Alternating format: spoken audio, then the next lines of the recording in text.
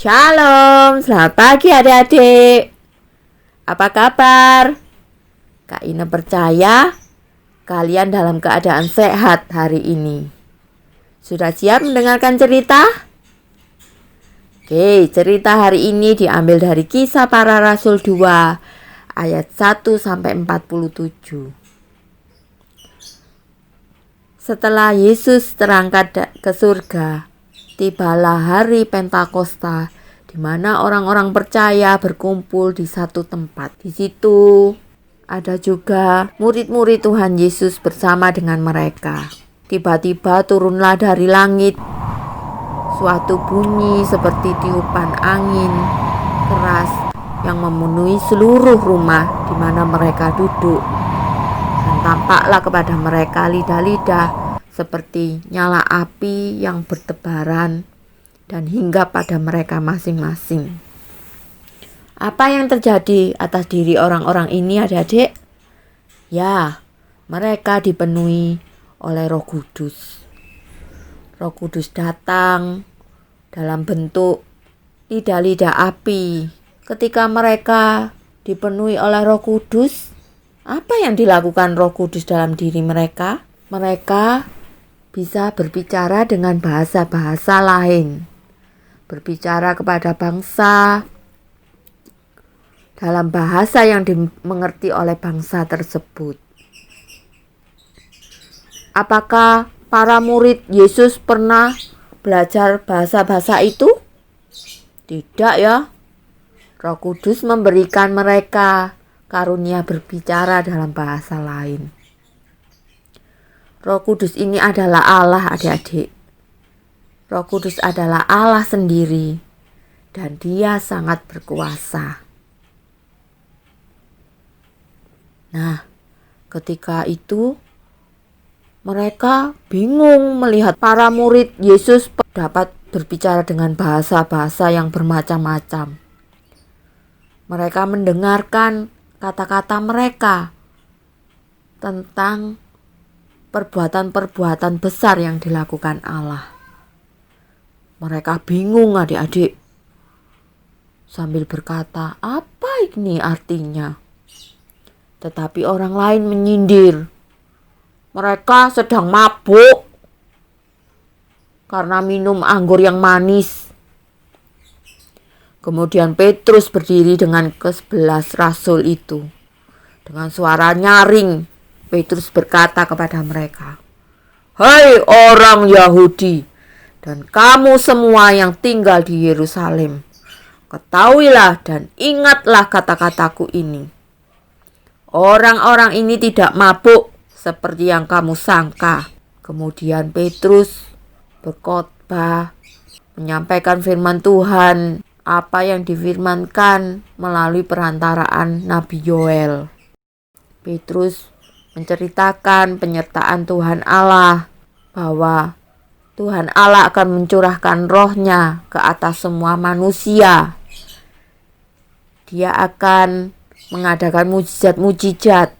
Petrus juga menceritakan Yesus yang dari Nazaret, seorang yang telah ditentukan Allah, dan menyatakan kepada semua manusia mujizat-mujizat yang dilakukan Allah melalui Tuhan Yesus. Dan Petrus berkata, Yesus yang diserahkan Allah menurut maksud dan rencananya telah disalib dan dibunuh oleh tangan bangsa-bangsa yang durhaka. Tetapi Tuhan Yesus sangat berkuasa dan melepaskan dari segala maut. Kemudian Petrus bercerita juga tentang Nabi Daud, bagaimana Tuhan Allah menyertai Nabi Daud serta keturunannya. Ketika mereka mendengar hal itu, hati mereka sangat terharu adik-adik. Lalu mereka bertanya kepada Petrus dan rasul-rasul yang lain, apa yang harus aku perbuat, saudara-saudara? Jawab Petrus kepada mereka, bertobatlah dan hendaklah kamu masing-masing memberi dirimu dibaptis dalam nama Yesus Kristus untuk pengampunan dosamu, maka kamu akan menerima karunia Roh Kudus.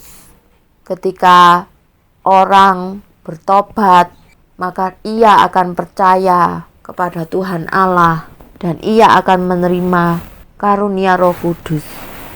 Allah itu datang melalui Tuhan Yesus, dan Yesus disalib oleh karena menebus dosa-dosa kita, adik-adik. Kemudian Allah sendiri datang melalui Roh Kudus yang terus membantu kita, orang-orang yang percaya. Sebab bagi kamulah janji itu, dan bagi anak-anakmu, dan bagi orang yang masih jauh, yaitu sebanyak yang akan dipanggil oleh Tuhan Allah kita. Nah, adik-adik, hari Pentakosta itu banyak orang yang bertobat oleh karena pertolongan Roh Kudus. Apakah menurut kalian Roh Kudus tetap menolong orang yang bertobat dari dosa? Iya, Roh Kudus terus menolong orang-orang untuk bertobat, adik-adik. Nah, cerita hari ini